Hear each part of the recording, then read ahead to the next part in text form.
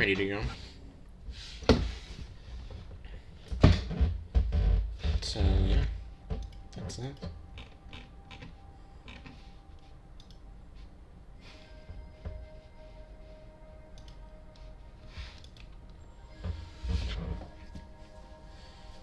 Alright. Hello. Hi, everyone. I'm Ozmourn. You probably remember me from 2 minutes ago.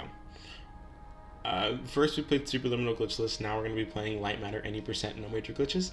If you aren't familiar with this game, I don't blame you. It's a very nice, it's a very niche indie game. Essentially, the floor is lava but with shadows, and I'll explain what that means later. But right now, this is the main category of this game, any percent no major glitches. And again, if you're interested, it's like $15 on Steam, I believe, USD, and then on Discord.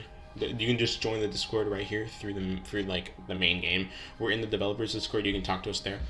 And so yeah, with that being said, we do need to turn on speedrun stats for a specific a specific reason. Like if this PBs, it needs to be verifiable. That's kind of a rule that we've set in the community. And we're just gonna turn the master volume down a little bit, and then timing will begin when I hit this first level. So 5, 4, 3, 2, 1, go. Again, this is another game that's measured in IGT, not RTA. So whatever it is in the RTA, it's not going to be entirely accurate to how well I do in this run, because we cut out all the load times in between levels. But with that being said, what is Lightmatter? Lightmatter is a game where you wake up in the middle of a lab and you don't really know who you are, what you're doing there. There is a reason that you're there. We just never really find out what it is. And the main mechanics behind Lightmatter is that the floor is lava except with shadows, which means any shadow that you step in can and will kill you, except that's a lie. Some shadows won't actually kill you. Some of them are story intended, some of them are just dev mistakes that we're going to be taking advantage of. But for the most part, if you step in a shadow, it will in fact kill you. So, with that being said, in this first 2 levels, there's actually no way to die. There's no shadow that can kill you, because it's just a tutorial sequence. There's technically no shadow that you should be able to step in. And so, right here, we're just going to be trying to jump up here. You've probably seen me jump up stairs. When you walk upstairs in this game, your speed decreases like ever so slightly, and so jumping up the stairs will help you increase some speed, as well as grinding down the handrails of stairs will help you increase your speed as you're going down. But right here, we meet Virgil. Unbelievable, you're right. Right here, Virgil is the main antagonist of this game. He's the classic corrupt CEO trope of Lightmatter, and so we are going to be hearing him a lot throughout the game. He's kind of like the disembodied voice, except he has a body. We see him right there. He's the disembodied voice, much like GLaDOS in Portal, which is a game that this game actually makes a lot of references to. We're going to see that throughout the run as well. Right here, as I'm waiting for this cutscene to finish, I actually do like to go up on this locker because there is a shadow here, and by the game's rules, you technically should be dying from it, but again, this is a tutorial sequence. Not even the shadows in that small area before the light gets revealed, none of that has any death planes on them, so they will not kill you no matter what. Again, this is supposed to be a tutorial sequence. Technically, there's no way that you should be able to touch a shadow, and so there's no reason to program kill planes into them. Right here, we're just going to get, again, introduced to basic mechanics, pressing buttons, moving, jumping, the basics. And here is the scientific wonder that is Lightmatter, as Virgil says. And so we're going to be coming back to that story-wise a lot throughout the run as well. I'm going to mention little tidbits of story as well. But yeah, that's the end of the run. That's it. We're just going to go straight up. The elevator's going to take us to safety. That is the end of the run. GG's. 40-minute world record. Minus 40 minutes from world record. We'll let you see it. But yeah, that is it. Thank you so much, Shot Safari, for having me. We're just going to go up to safety, and that's going to be it. Don't pay attention to the estimate. Do not pay attention to the death counter.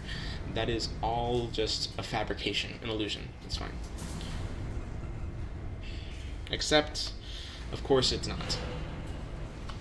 We didn't get the 1 in a billion chance skip of just the game skip. You know, sometimes that that elevator will just take you up to safety and end the game right there. You know, it's a 1 in a billion chance no one's ever gotten it.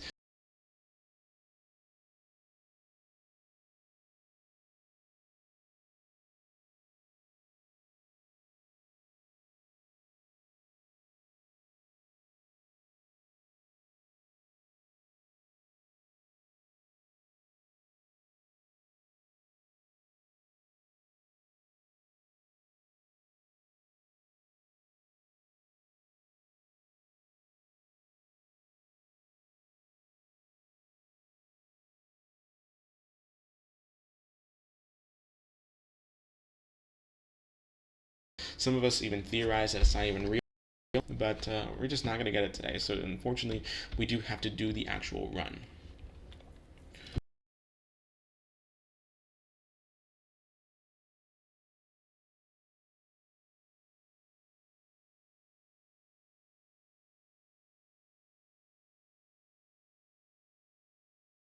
Solving as well, and we're going to get into a lot of skips in this first section.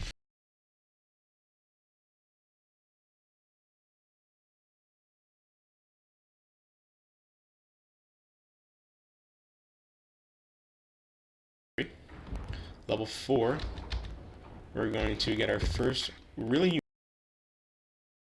Essentially, the way that you need to solve this is like bringing the bottom stair, a bottom bridge across, and then the top bridge across. A lot of back and forth. But if you actually move this top bridge 3 times, when you move it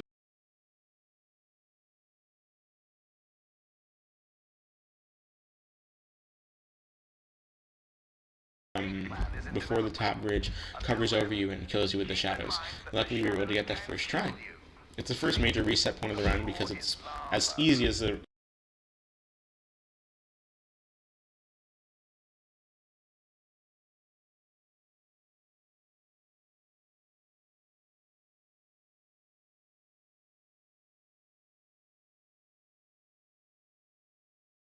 love to see it. Level 6 is the second death. We love to see it. Level 6 is the third death. Okay, I'm just gonna do this. I'm just gonna go around. I hate this. Level 6 is a cycle-based level, and it's also apparently a level that I suck at today.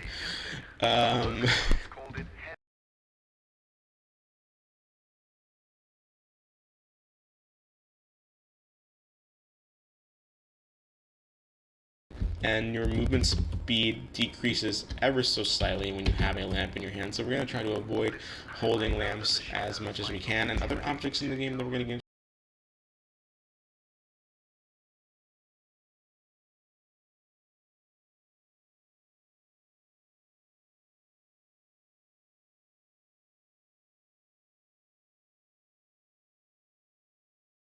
glitch that we've decided to involve in this category. So we're going to take this lamp. It's called a lamp jump, and it's as simple as it sounds. You jump on a lamp, but the reason that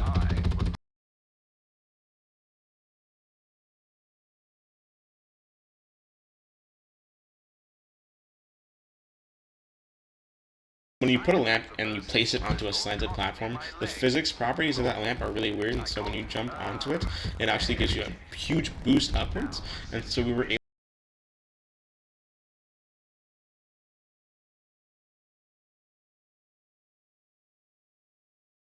movement. There's no skips. There's a lot of levels that are purely based on movement, and it's a reason that I absolutely would recommend anyone to pick up this game, because it's something that's incredibly beginner friendly. It's the first speedrun that I decided to take seriously, and every time that I do it in a marathon, it reminds me why I'm into speedrunning, why I really like speedrunning games, and yeah, if there's any game that I recommend people to do, it's the 2 games that I presented today as your first speedrun. If you've never done a speedrun before, if you're looking to branch out into beginner-friendly speedruns of a different genre, it's incredibly approachable. And so right here we did do a skip by coming through this hallway before the mineral decontaminator closed. And if we were fast enough to do our lamp placements and our movement, we did skip half a cycle, so luckily we did do that. Right here in level 10, we get introduced to the concept of leaving of leaving lamps in the dark. What we're going to do is we're going to pick up this first lamp, we're going to shine it on the lamp right here, and we're going to take this lamp, we're going to shine its light onto the corner right there, and we're going to leave that lamp in the dark. Remember, the shadows in this game will only kill organic material, so says the lore, which really means it will only kill you. It doesn't kill anything else, any objects, and because they're not living things. So you can leave them in the dark and shine things with them.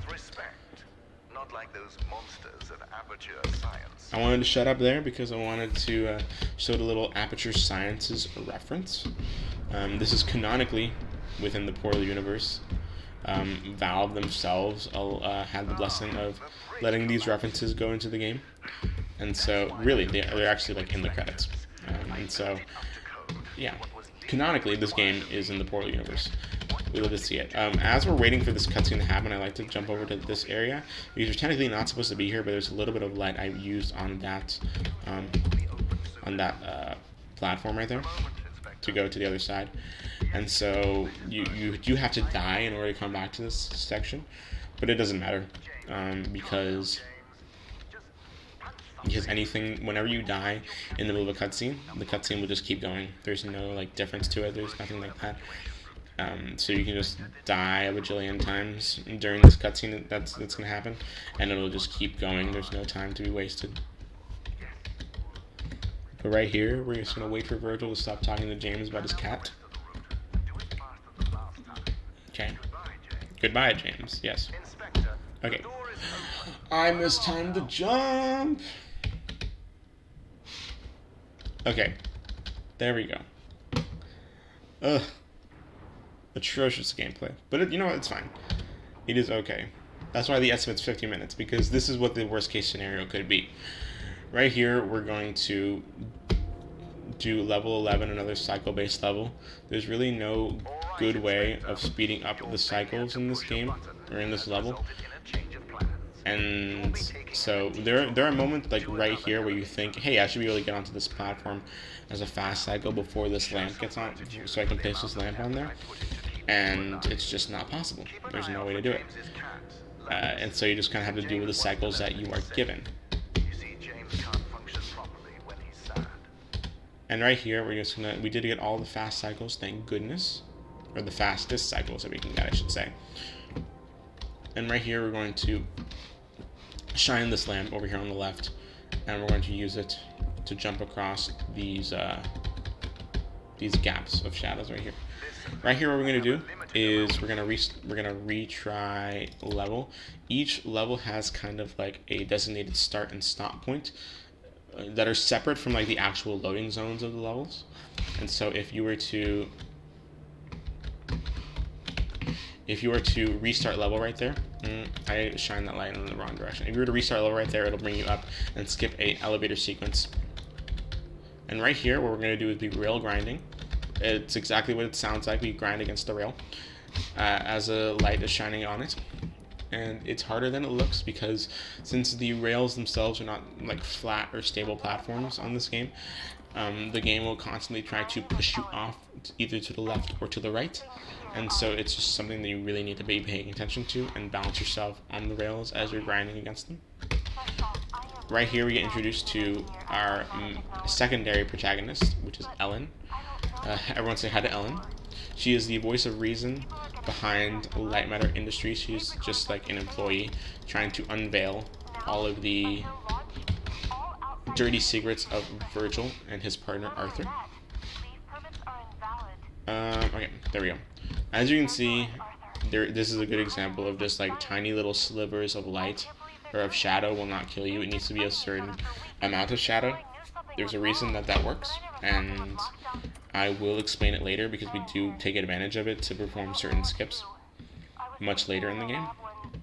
I think level 13 through 21 is probably some of my favorite gameplay, like mid-game, because it's just incredibly satisfying movement. Again, it's something that I recommend everyone pick this game up for. Just the movement of the speedrun is really satisfying. Right here, we're going to be doing a skip by going off to the side of this fan We want to line ourselves up very specifically with the very edge of that fan, so that we're not like, so that we're still on it. And when we push the button, we're going to move with the fan. If you were too far to the right, you were going to get pushed back onto the stable platform when the fan moved. And if you're too far to the left, you couldn't push the button. So it's a very specific point on the fan that you can just press the button and move with it. And so you can bring the lamp over to where you need it to be faster than what the normal intended route was. Right here is level 15. We do have a skip technically in level 15 that we could use, but we haven't really decided if it's a glitch or not.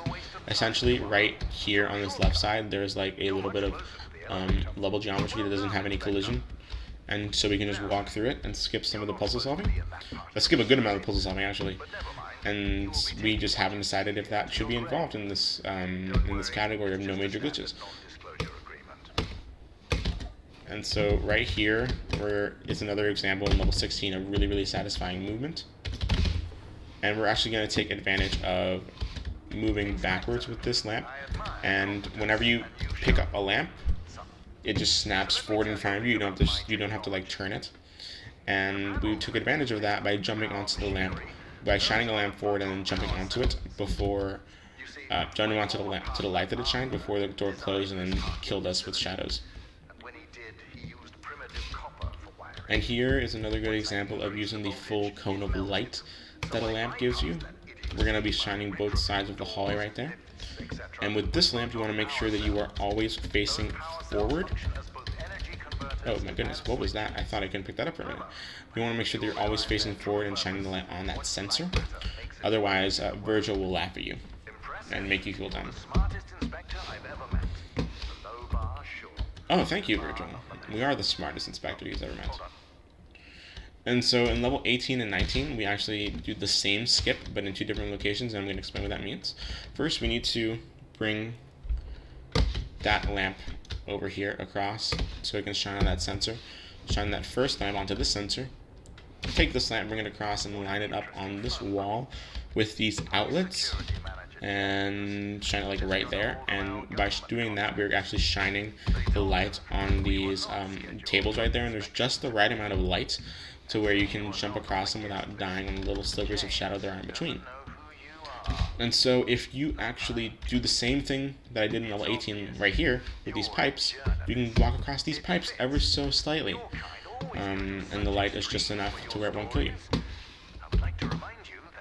Here in level 20, we do make use of the fact that you don't have to actually be on the same level or the same height level as a lamp to pick it up.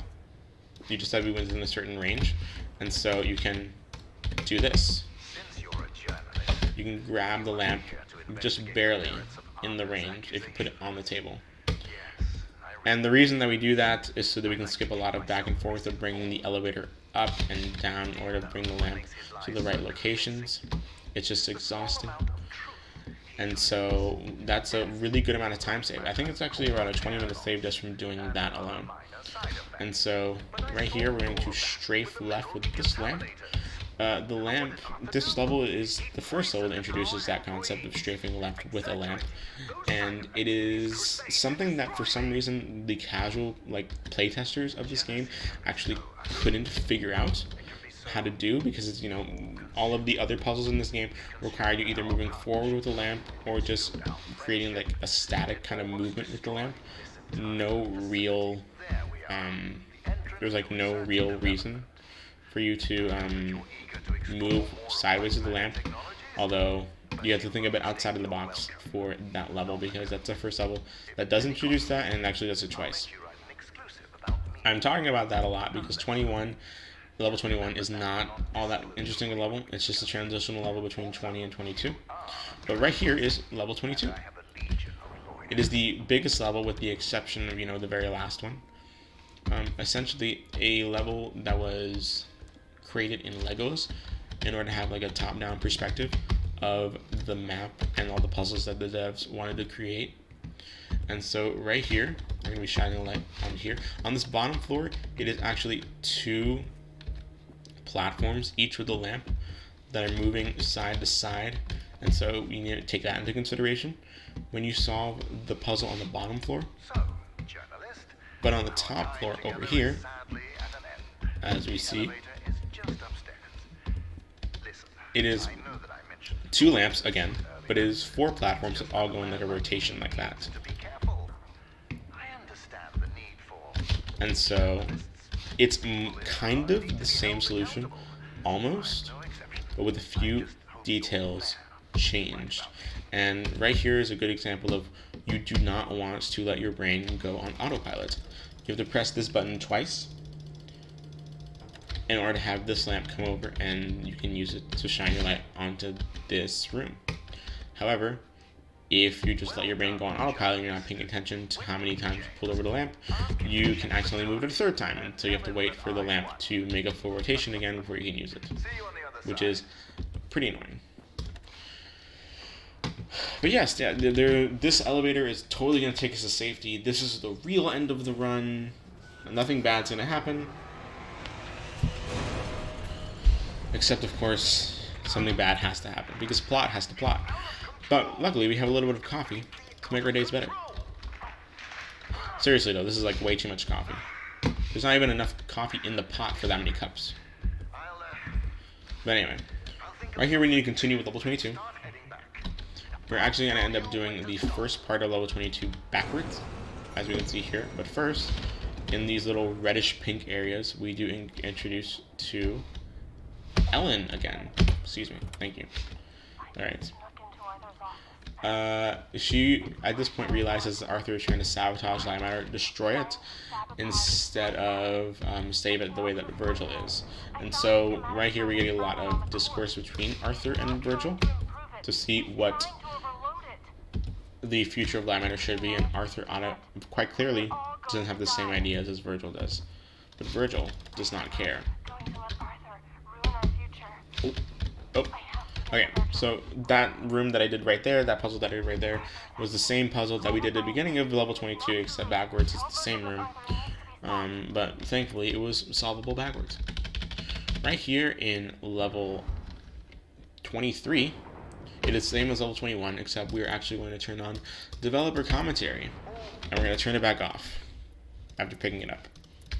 The reason that we do that is because of the fact that there is a voice line that Virgil says in this room, normally. And this door that we're in right now will not open until Virgil stops talking. It's around 23 seconds, around 20 to 23 seconds of talking that he does. And at the end of that line, the door will open. However, this is important. The developer commentary update happened. And so if you were to collect developer commentary in that room, Virgil could never say his line, and so he can never finish it until the door never open. And so, as an intended mechanic, or as an intended fix to that problem, the developers decided that if you were playing on developer's commentary and just picked up that piece of dev's commentary, you could just skip that entire portion, skip the whole dialogue. It's a free 20-second time save. But speaking of time save or new mechanics, we actually get introduced to orbs, or photon crystals, as the game calls them. Essentially, photon crystals will only create a beam of light as long as it's within contact of a mother source or within another orb that is within contact of a mother source. And so you can use it to like triangulate a lot of light like this right here. And so as long as the orb that you have in your hand is connected to some kind of a light, then it will just stay illuminated and you can just keep walking with it. Right here in level 25, we take advantage of the fact that when a connection between a mother source and an orb is about to break, or an orb between another orb, it turned like bright red. And so we really take advantage of how far we can take the limitations of these orbs, like right here. And so if you were to keep walking while the connection between the two sources of light was red, the game would break that connection and then you would die, unfortunately. Right here, we're going to bring this orb up with us.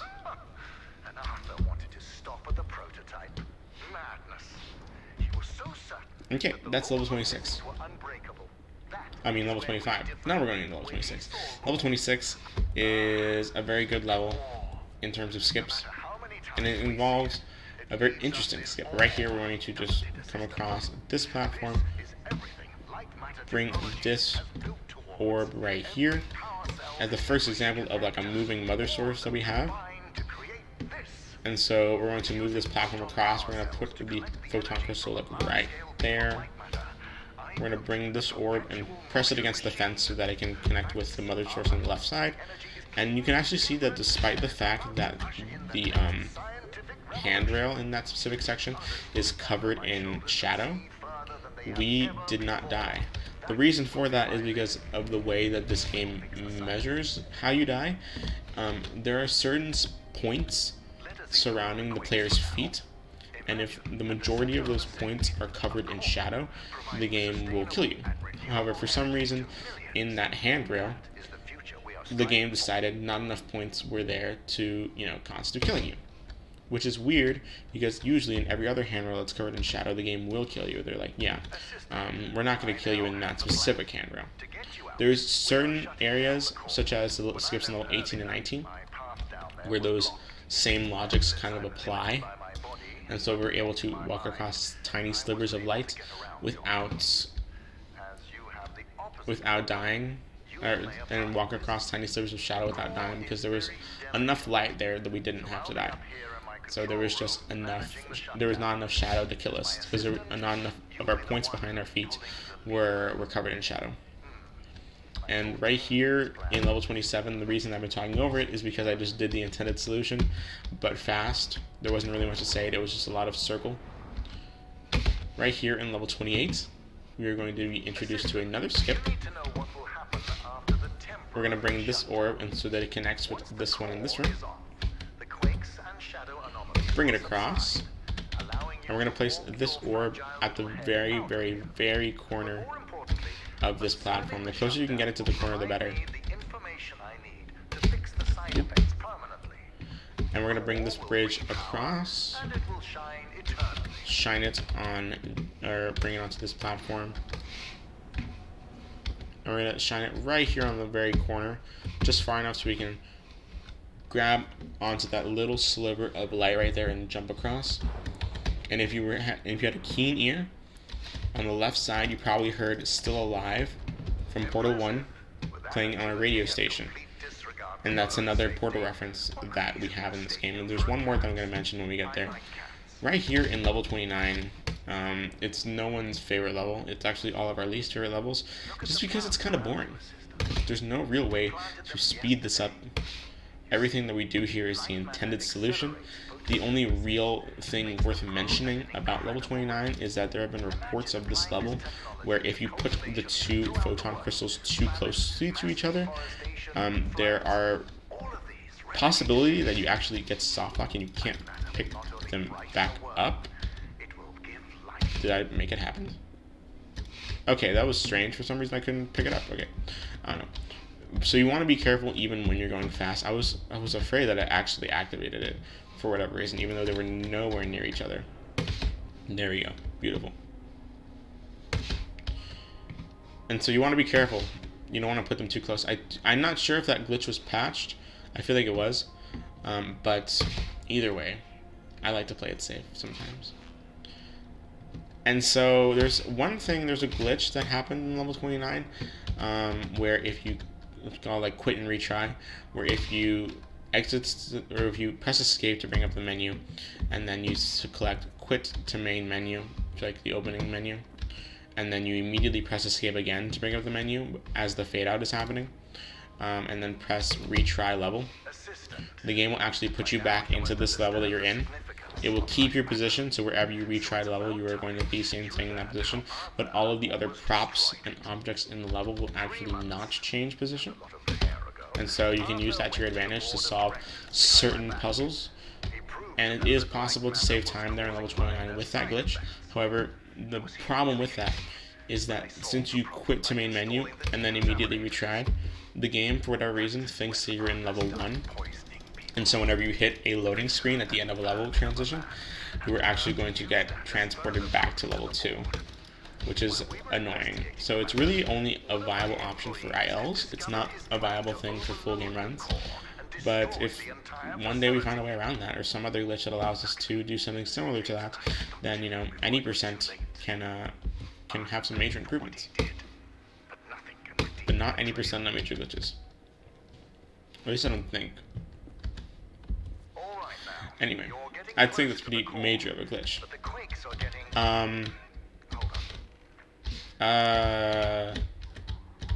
Excuse me? I think I need to restart the level. For some reason, the door wasn't opening. That is strange. I don't know what caused it, but the door was just not opening. That's not supposed to happen. I've seen that happen before, so I can't say that it's never happened before. Although I can say that it's never happened before to me, but I have seen it happen to other people. One thing that I can say about level 30 is this is, again, another level that is just, you need to make sure that your brain isn't on autopilot. You need to press the rotating platform twice, and then once, and 3 times. And so, or twice and then 3 times and then once. And so if you just keep spam clicking left click so you can take the platform off and on, you can just continue doing that. You can just continue pressing the button and let your brain go on autopilot, and then have to wait a whole other cycle for the game to go around.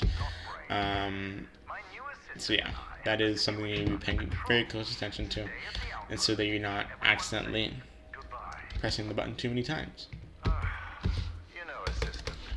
Right here, it is the end of the run. Totally the end of the run. There's no way I would lie to you guys a third time. We're going to go across this bridge to that exit, and we're going to go to safety. I will by no circumstances lie to you guys. Except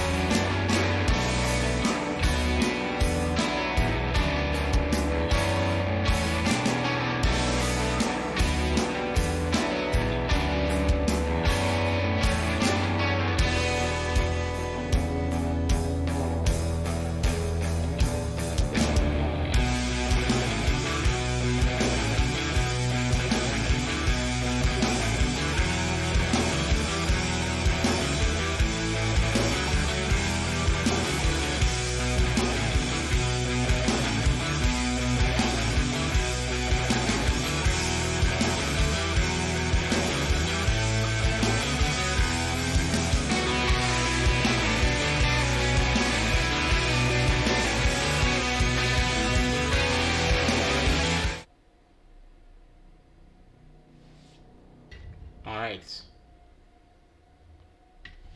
I'm assuming that I'm live again. Okay, I'm back live now. I'm being told. Okay. Hello, everyone. I'm not sure how much you missed. But long story short, we overloaded the core. And now we realize that shadows are actually not that bad. I'm going to keep going. I don't know what the timer is at RTA right now, but we kept I didn't pause. We kept the IGT going. So we have some kind of metric to what we're doing. Right here, the only tar-like shadows are the ones that are actually going to kill us. So, and of course, they actually do, because I'm bad at jumps. Some bad jumps in chat today.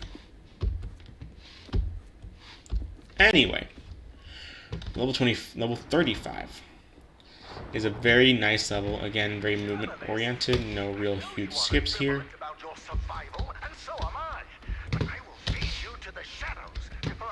And what we're going to be doing is we're going to shine this sensor right here, make sure the line of light is actually shining on it, while we have a light shining through this orb. And if you look left right now, you actually saw a turret and a companion cube. Nope, not a companion cube. I get corrected by this every time. It's not a companion cube. It's a weighted storage cube from Portal. So I need to remember that. It's not a companion cube. It's not pink. It doesn't have a heart on it. That's important to note. This is a level that kind of looks like I'm going back and forth because I kind of am. That's only because I know what I'm doing, and I know the solutions to it. The faster ones, too. Right here in level 36, there is a skip here, but I'm very afraid that I'm already overestimating, much with the tech issues. So we're just going to not do it because it's an inconsistent skip. Essentially, but I'll try to explain it my best. Essentially what it is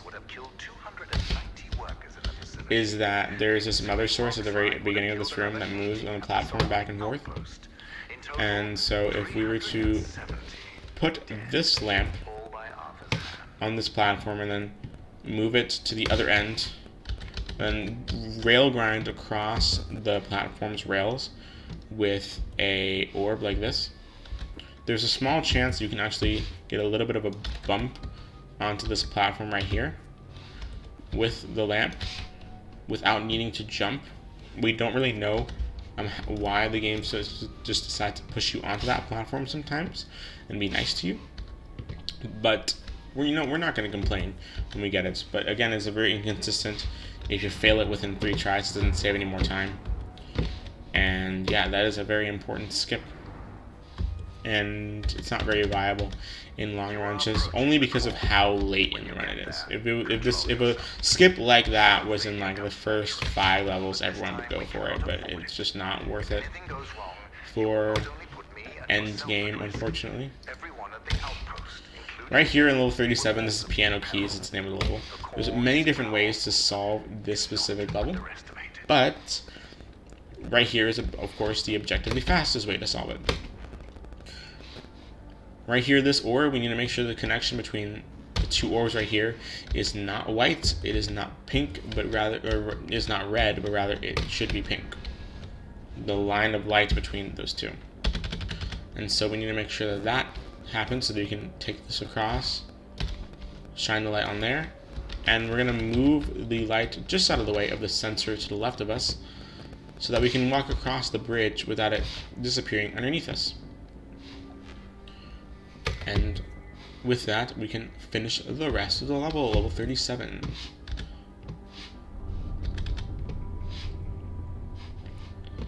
And at the end of level 37, we are going to do another retry skip, much like we did in level 12, so that we can skip what I'm told is a 2-minute elevator sequence. Although I do not remember spending 2 minutes on that, to be honest, on that section. But unfortunately, we do actually have another 2-minute cutscene that we have to sit through.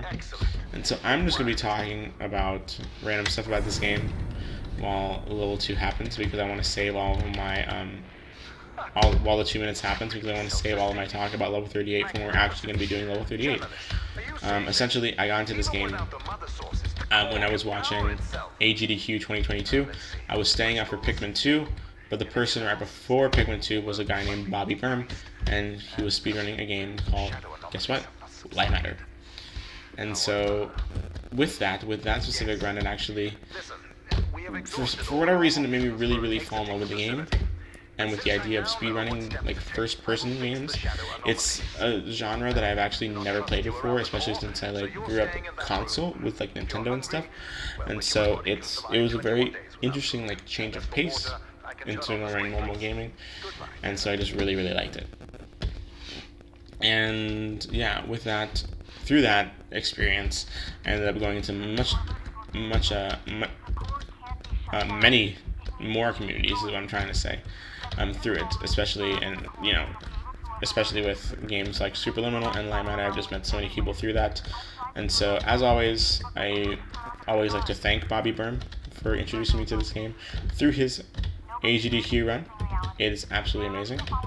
But with that being said, right now, Ellen is just telling us that we gotta overload the core in order to save Lightmatter, or in order to save the world rather from Lightmatter. And yeah, Virgil has not been that good of a person. He is sacrificing human life over the sake of the success of his product. What else is new? Corrupt CEOs. You know how they are. Good luck. Thank you. Thank you, Ellen. With that, we can actually get into level 38. It is like 7 minutes long after this 2-minute cutscene. It is the last level in the game, and it's the biggest level in the game. And this is the first level that doesn't load all in at once. It loads in chunks. I will mention those chunks when they get to it. And it's also cycle-based. Everyone loves cycle-based levels, right? And if you're good, like hopefully I will be, you can get a lot of fast cycles in this run. Like right there. Boom. Fast cycles. We love to see it. But again, since this level loads in chunk by chunk instead of the whole level in its entirety right off the bat, just because you mess up one cycle does not necessarily mean you're gonna mess up the next cycle, because most of the cycles are independent from each other due to being loaded in at different times. Like this cycle right here was loaded in with the previous room, and so it only mattered if you got that one. The fan cycle that we had at the very beginning of level 38 doesn't matter at all. And of course, I did not get that fast cycle. That fast cycle does, in fact, load in with the one just before it. And so that one is dependent. But this next fast cycle isn't, because we are going to load into a different chunk right now. Let's see here. Let's see if we can get the fast cycle with this one. Ooh, beautiful. And because of that, we can get the fast cycle for here, although it doesn't really save time because you have to wait for this guy to go down. I always like to wonder whose glasses these are on the floor. I hope they're okay. They probably not. They probably died because of the shadow and the explosion, but, you know, maybe they got out alive. Who knows? But with that being said, I am going to give a lot of photosensitivity warnings. Every time we pull one of these levers, we're going to be overloading the core, and the screen will get very bright. Not so much in this specific section, because because I'm looking like away from it, and I'm practically in a different room of where the overloading will take place. But for the most part, I'm going to give photosensitivity warnings for when we do that. I think that small little head bump actually prevented us from getting the fast cycle for this one. Ooh, I actually think I probably could have gone for that fast cycle, but I didn't want to risk it. And at this point, I'm so afraid of going overestimate that I think it's the best idea that I don't. I am probably going to. Either way, but it's alright. Right here, Virgil is actively trying to kill us now. He realizes that we are overloading the core. And so we need to overload the core. I actually forgot what I said in that same sentence. I'm professional. This is amazing commentary by me, you know? But we're a spy now, apparently. You know, Virgil doesn't really. We don't really know our identity. I don't think Virgil does either. At first, we were a tourist. Then we were in. I think it was a journalist, and then a health inspector, and now we're his assistants, and then we're a spy to this next one. Right here, we're going to do a skip found by our glitch hunter Rockcore. Shout out to Rockcore. He's found so much for this game and still continues to do so. Right here, we're just going to jump on those pipes and get to the end of that level right there. For whatever reason, the pipes at the very center of that fan room, they just don't have a death plane programmed into them. And so we can just take advantage of it. Here is a huge photosensitivity warning. It's going to get very bright. Look away if you need to. I'll tell you when it's safe to look back.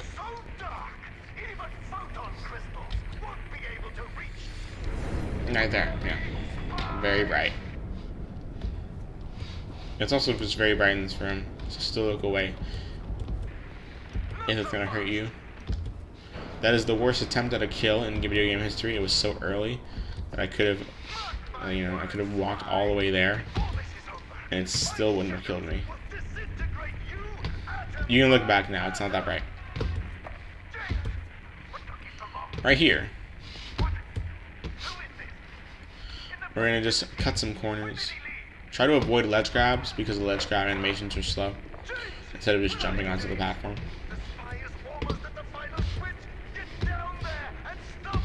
Oh, I haven't missed that skip in ages. We're gonna try it again either way. So what I just did there, instead of going across this normal platform, I'm gonna jump across there. I haven't missed that skip in ages, my goodness. We're going to, there's a few fast cycles in these last few rooms that we want to take advantage of. Like that one. And doing these fast cycles. There are certain fast cycles that we thought saved time, like for this one. There was a fast cycle that we wanted to implement at first that we thought saved time, but then it was proven that it didn't actually save time. So we prefer, or we opt for a much more safer route, which is just letting this pass through and then jumping onto it, and jumping onto this later platform right here. But with that being said, this is still kind of a scary part of the game, only because the fast cycles for like one like that, it's just very frightening, and so we don't want to screw up or die this badly into the run, you know. Ooh, like that fast cycle, that's really close. Anyway, this is the actual end of the game. By the way, I'm not lying to you. This is the actual end of the game.